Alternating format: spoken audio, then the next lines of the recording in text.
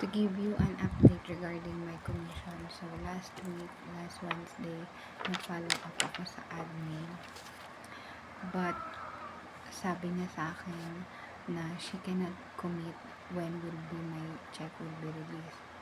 So, the things that I come from my mind, sabi ko, mag-pray na lang ako. I'll trust the Lord na God will help me. And this person will also help me. Therefore, naghihintay ako ng another week. And then, as I wait, I write down on a sticky note on a piece of paper. Ito.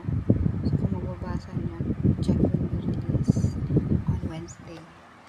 Even though na hindi ko pa siya talaga last week, hindi ko pa rin sure na makukuha ko siya.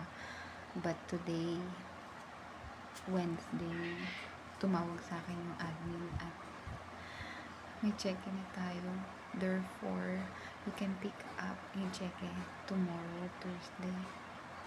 Naalala ko dito yung Habakuk chapter 2 verse 2, sabi doon, write down, isulat natin, lagi natin isulat, write down the revelation and make it plain on tablet so that a herald may run to it. In verse 3, it will certainly come and it will not be delayed.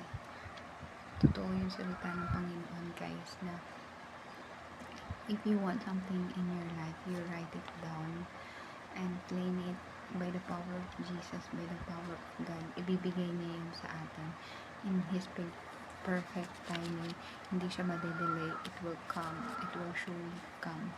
And I thank the Lord kasi may check-in na tayo for pick up na tomorrow. Thank you, Lord.